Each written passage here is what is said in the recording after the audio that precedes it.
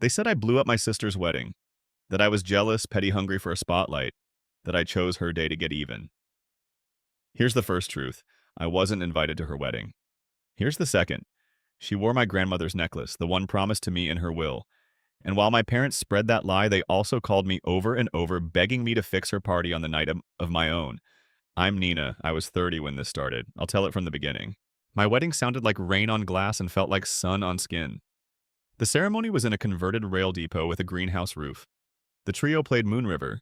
Light broke into soft squares on the aisle. My veil tugged when I breathed. I told myself to remember everything. The basil in the lemonade, the pinch in my shoes, the way Ethan looked at me like I was a discovery he planned to keep. On the left side, 4 front rows waited with reserved cards. White programs looped with jute. Napkins folded into cranes. They were for my family, my mom's bright perfume, my dad's big barking laugh, Sophie's dramatic sigh, Kayla's shoulder bump, my childhood best friend, my almost sister. Those chairs stayed empty. Dust settled where their coats should have been. Empty seats speak their own language. I understood every word. The doors opened. People I loved stood. Colleagues, neighbors, runners from my Saturday group. Ethan waited at the end of the aisle, eyes wet. It should have drowned out the ache. It tried, but absence has teeth. We said our vows. My voice shook once, not from doubt. Ethan is a soft place to land. It shook because my parents were at another event across town raising glasses to my sister's engagement. Her party was booked the same day my invitations went out. When I texted my date and a photo of the depot, Sophie announced she was engaged 2 weeks later. Her invitations hit mailboxes like sparkle bombs. My mom replied, "We'll make it work, honey," which in our Midwestern house meant we won't. Dad sent a thumbs up 3 days late. We kissed. Confetti floated. Cocktail hour spilled into the courtyard. I laughed. I posed. I dodged tiny children wrapped around my dress hem. I kept my phone face down because Ethan and I promised the day belonged to us. Still questions slipped in. "Will your mom come for the dancing?" Aunt Rhea asked gently. "She isn't my aunt. She once made me soup when I was sick."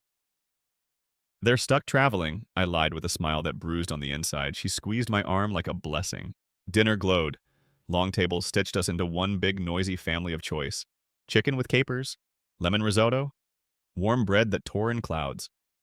Ethan's best man told a story about Ethan fixing a sink with a whisk in a YouTube video. People laughed so hard we paused for breath. I poured that warmth into the empty space beside me. It couldn't fill it. 2 weeks earlier, I had tried one last time. "It's complicated," my mother said. "Sophie's future in-laws flew in from Europe. My wedding is not a spare place," I told her. Calm. When I rage, I get labeled dramatic. "You'll understand when you have kids," she said. That was the hinge. The door closed. At dessert, the sun slid low and turned everything honey. In the depot glass, I caught my reflection. Lace, soft shoulders. Behind me, 4 perfect rows of emptiness like a grin with the wrong teeth. I lifted my glass anyway. To the ones who showed up. If my voice cracked, only Ethan heard. He kissed my knuckles, the room cheered. We danced to a slow beat in a circle of light. Still with me, he whispered. "Always I said." I meant it. We cut the cake. Lemon with raspberry smoothed like fresh snow. The knife was cool in both our hands. Everyone crowded close, phones up. I laughed for real this time. That's when my clutch started to buzz. One ping, then another, then a crawl across the linen until it tapped the champagne flute. People cheered for another slice. I glanced down.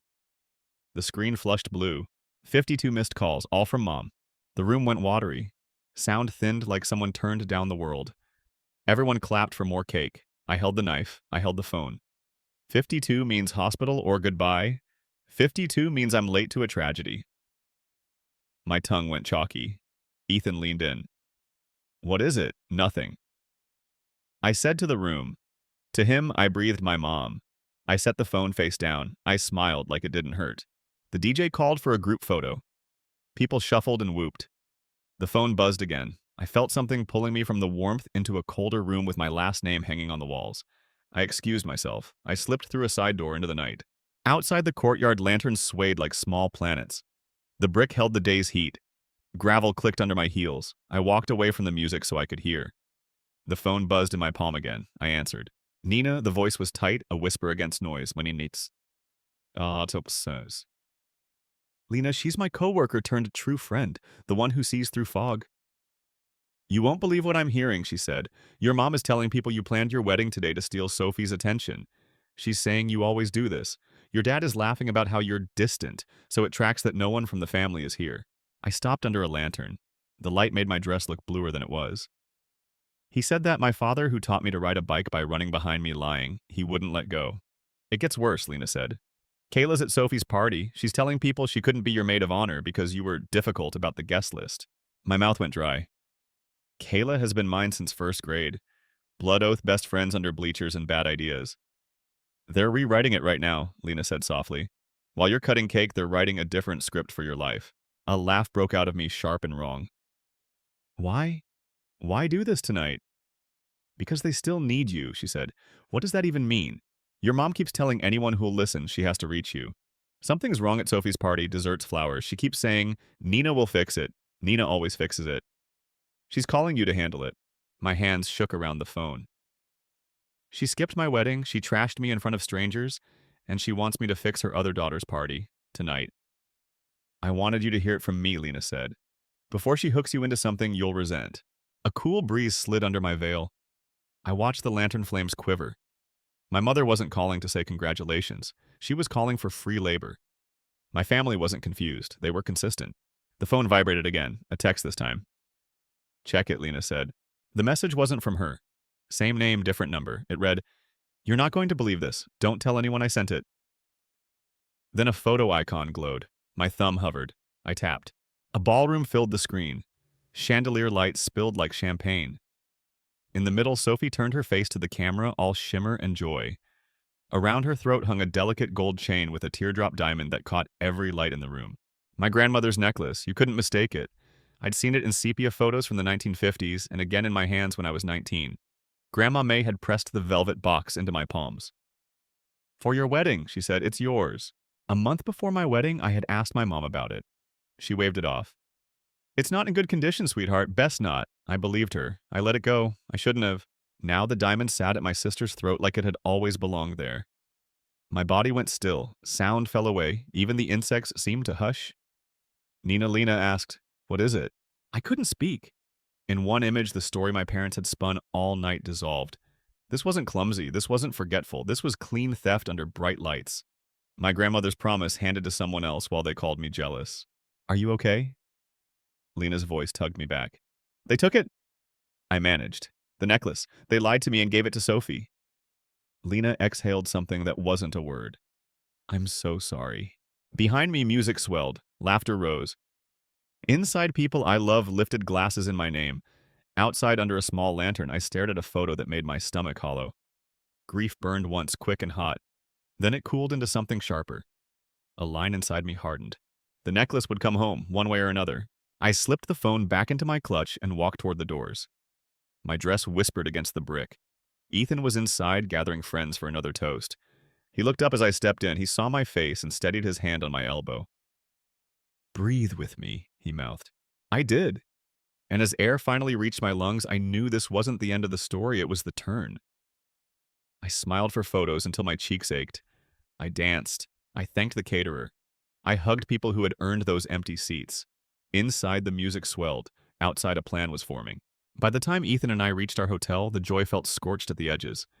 He tossed his tie onto a chair and fell back on the bed, grinning like a tired kid. I wanted to crawl beside him and sleep for a week. My clutch wouldn't stop humming. I'll be right back, I said. I locked the bathroom door. I sat on the closed lid veil puddled around my feet. Then I pressed play. The first voicemail started sweet. Hi, honey, just checking in. Hope your little party is going well. The word little stung. The smile in her voice cracked. Listen, I gave Sophie Grandma May's necklace. She needed something meaningful. Don't make this a big deal. It's only jewelry. Anyway, the dessert vendor at Sophie's got mixed up. You have that contact at Dolce on forthright call and pull a favor. They adore you. Ring me back fast. I played the next one. Her tone sharpened. Nina, answer your phone. This is time sensitive. Another. Sweetheart, I know you're busy, but Sophie is in tears. The macarons are wrong. Fix this. Another. You always handle these things. Be useful. I stopped counting at 15. There was one from Dad. Short. Your mother is stressed. Call her. Don't be selfish. One from Kayla. bright and brittle. Happy wedding, babe. Can you talk? Sophie's planner is freaking. Not one congratulations, not one we're proud of you. I sat there until the tile cooled my bones. I remembered Grandma's hands, paper thin, warm. This is for your wedding, she had said. It belongs with you. She meant me, not the daughter who looks better in photos, me. I stood. I splashed water on my face, I dabbed away mascara. In the mirror, I looked older by a year even though an hour had passed. Ethan had drifted off, one arm flung over his eyes. I curled into the room's desk chair and opened my laptop. The ritual steadied me. I saved every voicemail. I exported timestamps. I took screenshots of the missed calls. I cataloged Lena's photo and the number it came from. I wrote a note to myself with facts only. No adjectives, no heat. Names, times, who said what. I scanned my copy of Grandma's will from an old email thread. I bookmarked the clause with my name. I placed it all into a folder I named April. Brick by brick, a wall, not to hide behind, to lean on. When I finished, Ethan murmured, "You okay?" I closed the laptop. I slid into bed and pressed my forehead to his shoulder.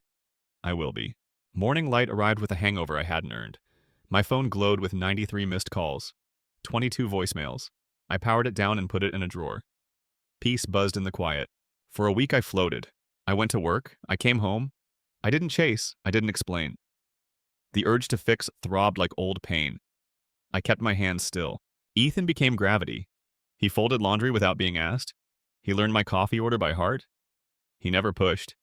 He asked walk and we walked until my breath matched the trees. My world widened without their noise. I took more on at the clinic.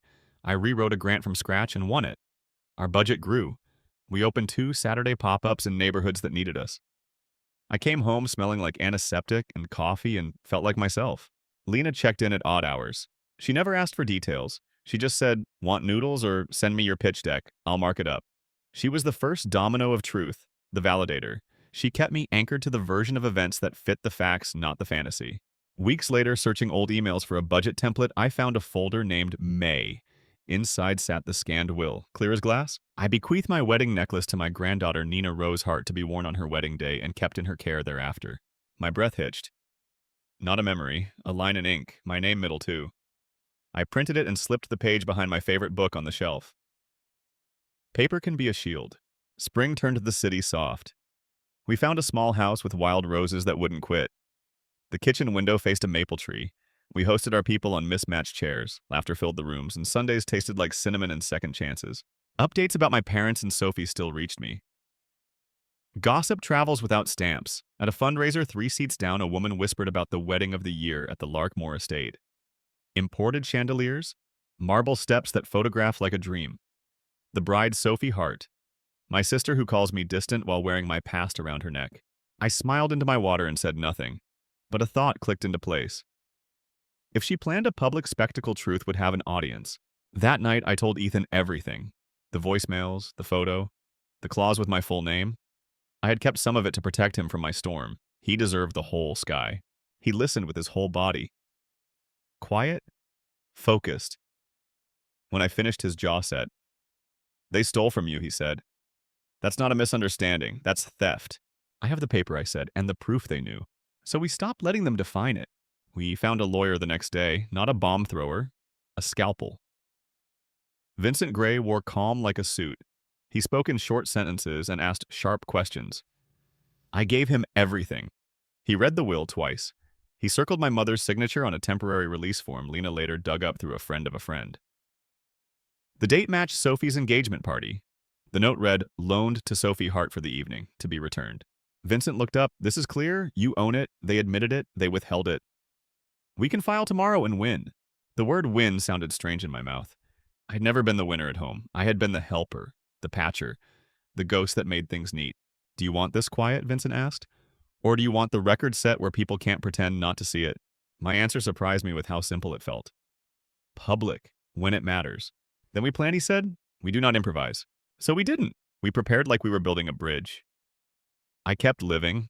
I spoke on panels about health access. I launched a mentorship circle on Thursday nights in a borrowed library room. It grew until we needed a bigger space. People started saying my name at events without looking around for who else might be listening. Sophie's wedding swelled into a city event. 3 planners cycled through according to Lena's whisper network. My dad complained to donors that I had become cold. My mom told people I had moved on from tradition, so the necklace was safer with Sophie. They were rehearsing their lines. I let them. Phoebe Lane, the columnist who lives for the seam between gloss and truth, drifted into my orbit at a charity auction. She made a joke about the canapé skewers.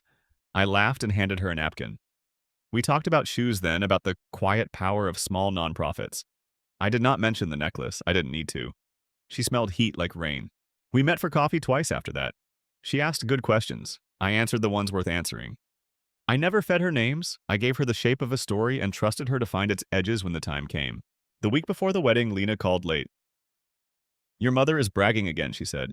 Sophie will wear the necklace down the Larkmore stairs. The videographer has a whole shot list. They're telling everyone you were gracious about it. Gracious, I repeated. The word tasted like tin. Are you ready? Lena asked. Yes, I said, and I was. Vincent drafted 3 letters on thick paper with a temper.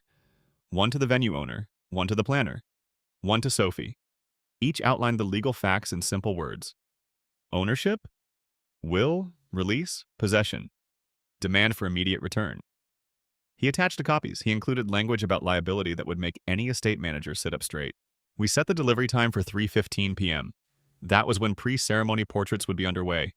Guests fresh, cameras rolling, stakes visible. The morning of Sophie's wedding broke warm and gold. I watered our roses. I answered emails. I baked a sheet of brownies for the neighbor's kid who had won his spelling bee. I did small things on purpose. Control what you can touch. At 3:12, my phone buzzed. Vincent entering. At 3:17, completed? Completed. Silence. Then Lena's voice hushed and a little breathless. You should have seen their faces. Vincent might be my new religion. He handed the letters to the planner and your mom. Right there.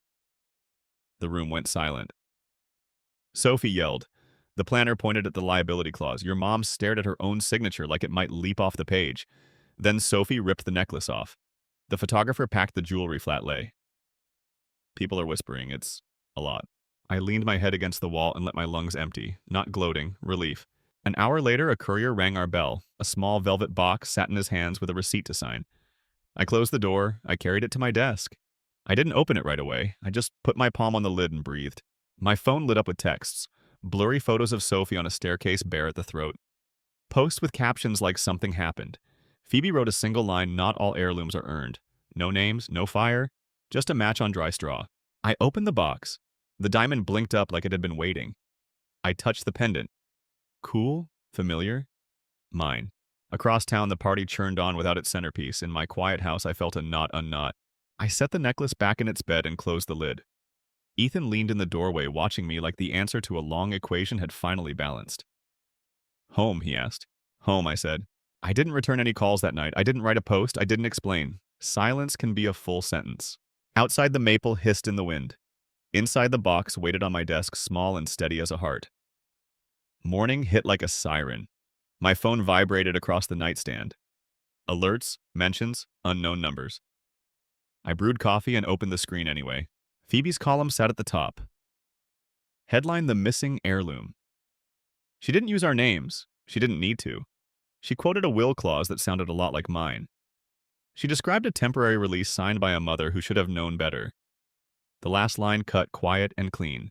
The necklace has been returned to its rightful owner. Within hours, local outlets picked it up. A talk show did a split screen, the famous staircase at Larkmore on one side, a stock image of a diamond pendant on the other. Comment threads bloomed. Didn't the bride brag about wearing an heirloom for months? Whose heirloom, though? Imagine skipping one daughter's wedding and then this.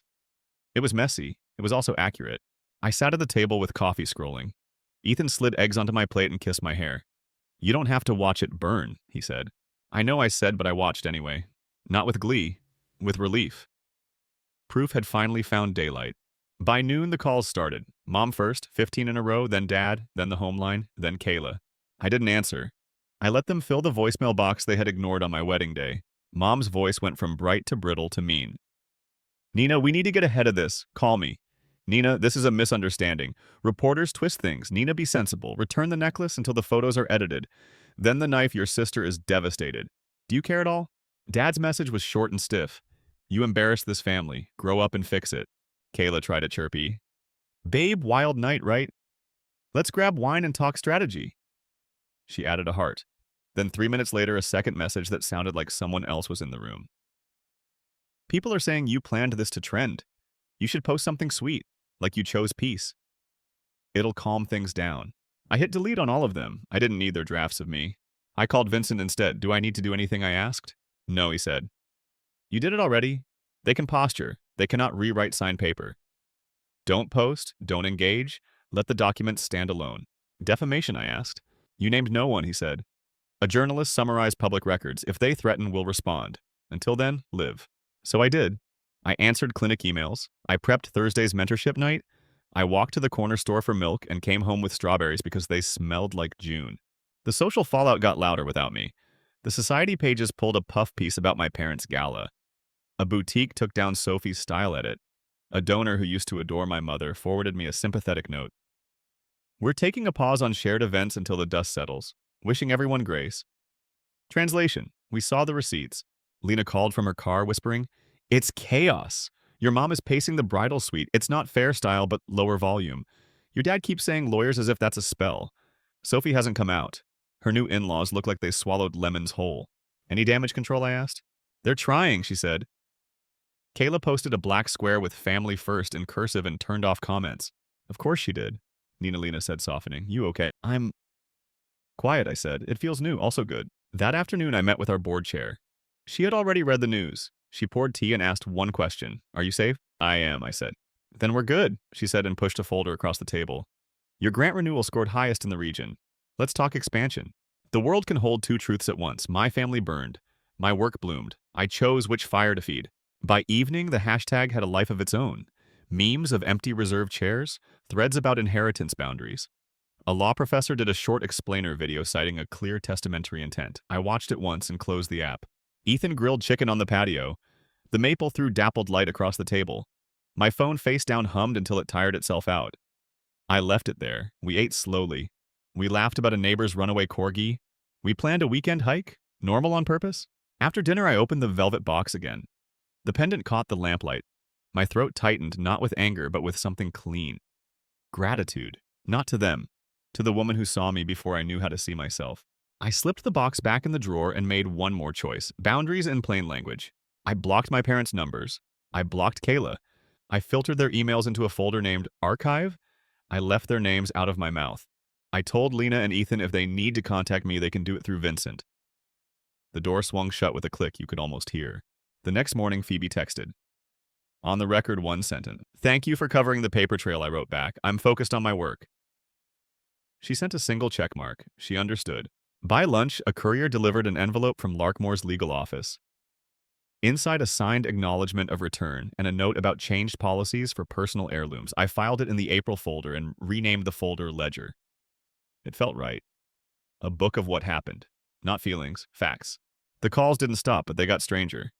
An aunt I hadn't seen in years left a voice note thick with sugar. Sweet pea families fight. Be the bigger person. A cousin DM'd, can you lend the necklace to my sister's prom? Kidding. Unless I didn't reply. The one message that caught in my ribs came late. Dad again, voice tired.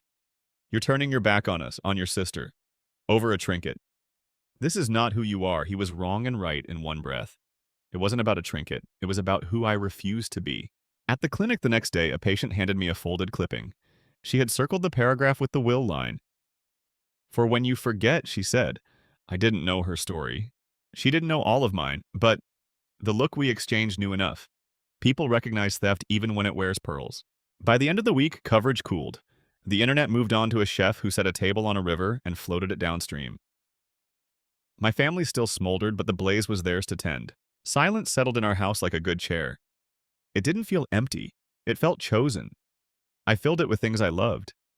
Early runs, late-night edits, bad TV with Ethan and a bowl of cut peaches between us. Thursday circles that ended with 3 women landing microloans because we learned to pitch tight and ask clear. Sometimes the ache surprised me. A whiff of my mother's hand cream at a store. A laugh in a cafe that sounded like my father. For a beat, the old instinct sparked, reach out, smooth it, be easy. I let the spark pass. Habit isn't loyalty, it's muscle memory. Muscles learn. I didn't hear from Kayla for weeks. Then she sent a long message that looped like string around a finger. You know I love you. I was in a tough spot. I had to keep the peace. You're strong. Sophie is fragile. Can't we meet in the middle? I hovered over the reply box and felt nothing. Not rage, not longing, just a clean edge. I archived it and returned to a draft grant proposal that might add a mobile clinic. Choosing where to spend my energy turned out to be the kindest thing I could do for myself. Two small things happened that told me the ground had shifted. First, a reporter emailed asking for a profile on my work. Not because of the scandal, because of the outcomes. Second, at a fundraiser, an older donor who adored my parents for years sidled up to me and said, "Careful, almost tender, I'm sorry we didn't see you sooner." Then she pressed a check into my hand for the mentorship program. No speech, no strings. I walked home in the early dark streetlights flicking on one by one. At our gate, I paused. The house glowed like a held breath. The necklace rested in its drawer. The phone lay quiet where I left it. The door behind me, the old door, stayed locked. I thought that would be the end of it. Live my life. Let theirs shrink to fit their choices. But people who thrive on control don't accept closed doors. They jiggle the handle. They test the hinges. A week later at dusk, someone knocked. 3 times. Not frantic, not shy. The kind of knock that assumes you'll open. Ethan looked at me. I looked at him. He reached for my hand. "Ready?" he asked.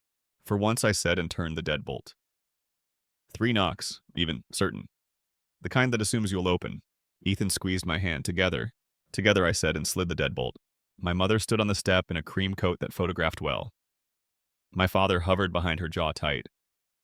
They looked smaller on my porch than they ever did at a gala, like the light had peeled off their polish. "Nina," Mom said, already stepping forward. I didn't move. Ethan didn't either. She stopped, a smile fixed. "We need to talk inside." "We can talk here," I said. Her gaze flicked past me, taking stock. The flowers by the railing, the coaster on the little porch table. My life ordinary and uncurated. She gave a quick laugh that carried a warning. "Don't be dramatic." "That's a line you've used before," I said. "What do you want?"